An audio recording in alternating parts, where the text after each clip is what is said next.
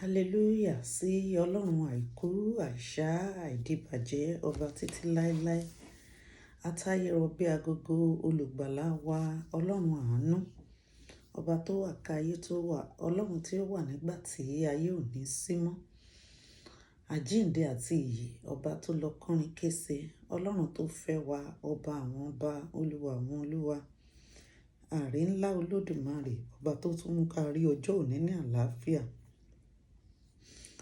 olùpamọ́ olùrànwálọ́wọ́ alátìlẹ́yìn wa ìfẹ́ wa ọkàn wa ààbò nílẹ̀ Góṣẹ́nì ọlọ́run tó tóbi tán ọlọ́run tó dára tán bíṣọ̀bù àti àpọ́stélì ọkàn wa a gbé ọ̀gá yìn ọ́ nítorí kò sẹ́ni tó dàbí rẹ̀ ọ̀kan ni ọ́ lánàá lónìí títí ayé àìnípẹ̀kun ó yí padà kò sẹ́ni tá a lè fi ṣàkàwé rẹ̀ ògo ni fún ọlọ́run mẹ́ta lọ́kan a gbé ọ̀gá nítorí títí láéláé lògo àti ọlá tọ́ sí ọ ẹ ṣé o àtìlẹ́yìn wa ní gbogbo ìgbà ìrànlọ́wọ́ aláìlénìyàn ọlọ́run títí láéláé ọba tó ń gbàdọ̀bálẹ̀ ọba tó ń gba ìdọ̀bálẹ̀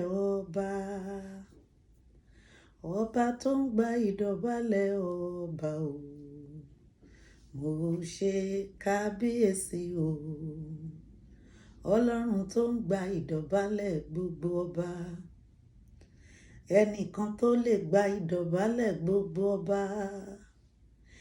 ẹnìkan tó ń gba ìdọ̀bálẹ̀ gbogbo ọba o mo ṣe dáńsákì rẹ̀ ọba tó ń pa tó ń jí ọba tó ń gba ìdọ̀bálẹ̀ ọba ìjìnlẹ̀ ìfẹ́ ló ń gba ìdọ̀bálẹ̀ gbogbo ọba ajámájẹ̀bi ló ń gba ìdọ̀bálẹ̀ àwọn ọba o mo ṣe dáńsákì rẹ̀ ògo ní forúkọ rẹ̀ lókè òun ọlọ́run ayérayé tẹ́wọ́ gba ọpẹ́ wa lónìí yìí ayérayé atọrọ fún ìdáríjì ẹ̀ṣẹ̀ ọlọ́run dáríjì o gbogbo bí tá a ti fojú ògo àti ẹwà rẹ bínú ọlọ́run ṣàánú fún wa ayérayé abẹ̀bẹ̀ lábẹ́ àánú lónìí olúwa jẹ́ a rí àánú gbà dárí ẹ̀ṣẹ̀ wa jì wá ẹ̀mí mímọ́ rẹ jẹ́ ó máa bá wa lọ nínú àdúrà tòní ọlọ́run kò ṣàánú fún wa ayérayé kò tì wá lẹ́yìn jẹ́ ká rí tiwa ṣeun jésù olúwa wa àmín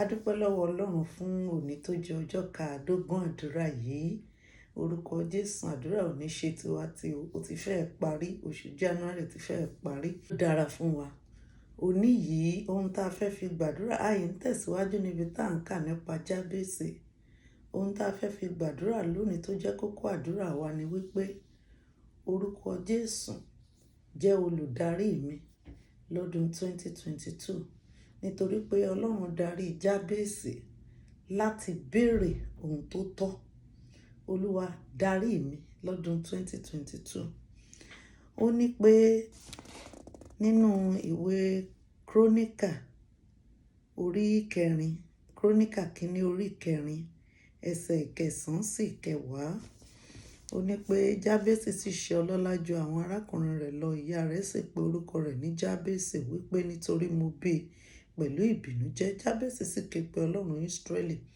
wípé ìwọ ìbá jẹ́bùkún mi nítòótọ́ kí o sì sọ agbègbè mi di ńlá kí ọwọ́ rẹ kí ó sì wà pẹ̀lú mi àti kí ìwọ kí ó má sì ṣe jẹ́ kí èmi rí ibi kí èmi má sì rí ìbìnújẹ́ ọlọ́run sì mú ohun tí ó tọrọ ṣẹ ohun tá a fẹ́ fi gbàdúrà lónìí ni ó sọ wípé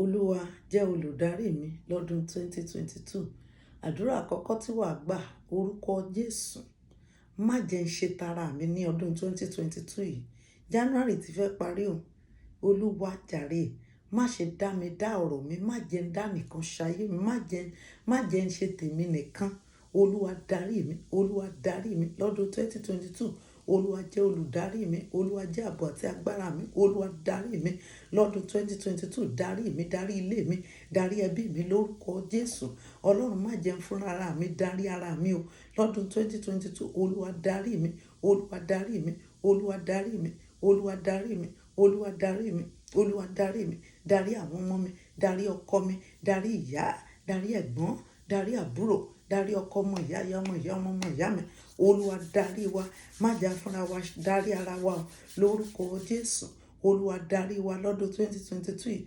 Oṣù January ti fẹ́ parí. Orúkọ Jésù darí wa. Olúwa darí wa.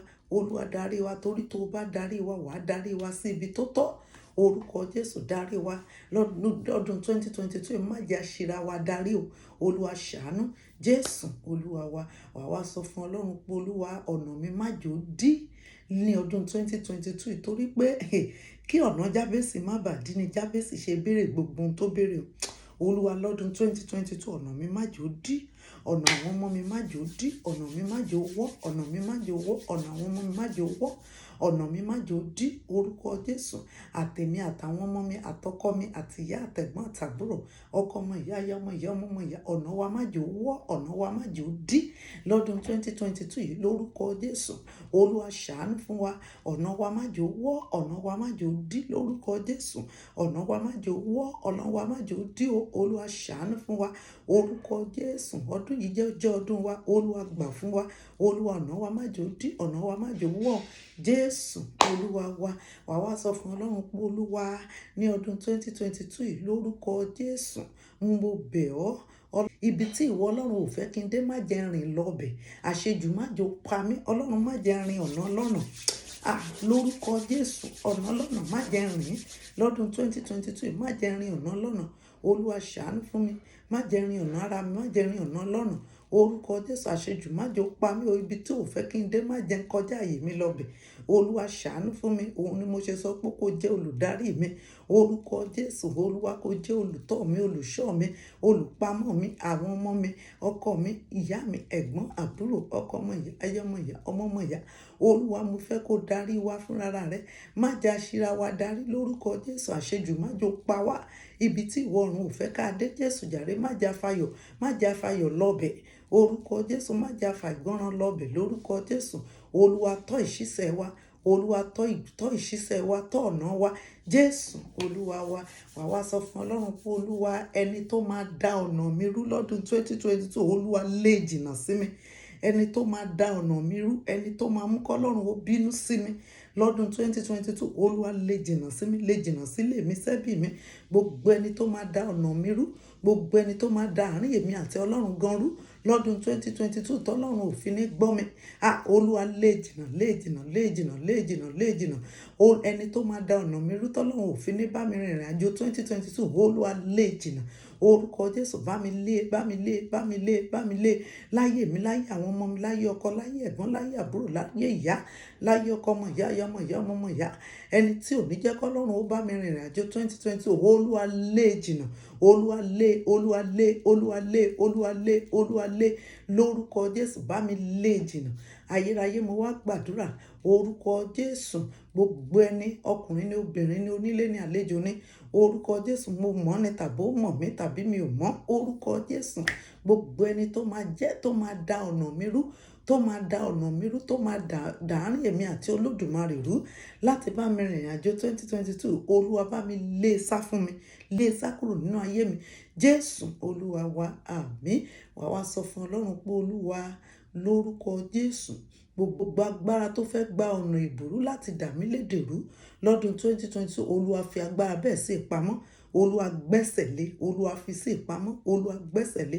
Gbogbo agbára tó fẹ́ gbọ̀nà ìbùrú yọ sí mi láti bà tèmi jẹ́, láti dá ọ̀nà mi rú lọ́dún 2022 orúkọ Jésù. Olúwa bá mi gbẹ́sẹ̀ lé agbára bẹ́ẹ̀. Orúkọ Jésù. Pa agbára bẹ́ẹ̀ lẹ́nu mọ́. Gbogbo agbára tó fẹ́ gbọ̀nà ìbùrú yọ sí mi láti dá ọ̀nà mi rú, láti bà tèmi jẹ́, láti dá ọ̀nà mi rú, dá ọ̀nà ọkọ mi rú, dá ọ̀nà àwọn ọmọ mi, ìyá, ẹ̀gbọ́n, àbúrò mi. Orúkọ Jésù. Gbogbo agbára tó fẹ́ dá ọ̀nà wa rú lọ́dún 2022 tó fẹ́ gbọ̀nà ìbùrú yọ sí wa tàbí tó fẹ́ gba ọ̀nà gangan yọ sí wa. Orúkọ Jésù. Agbára bẹ́ẹ̀ gbẹ́sẹ̀ lé pa. Orúkọ Jésù. Bóyá gbẹ́sẹ̀ lé. Ìjìnlẹ̀ fẹ́ bá mi gbẹ́sẹ̀ lé. Bá mi dà wọ́n lédè rú. Jésù Olúwa wa. Àdúrà yìí ọ̀kan tó kù yìí wà wá sọ fún Ọlọ́run pé Olúwa lọ́dún 2022 yìí lórúkọ Jésù. Ilẹ̀ má jẹ́ ó yọ̀ mí ṣubú.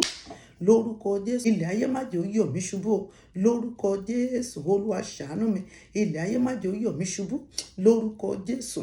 Ilẹ̀ ayé má jẹ́ ó yọ̀ mí ṣubú o. Lórúkọ Jésù. Má jẹ́ ó ṣubú sọ́wọ́ ayé. Ilẹ̀ ayé má jẹ́ ó yọ̀ mí ṣubú.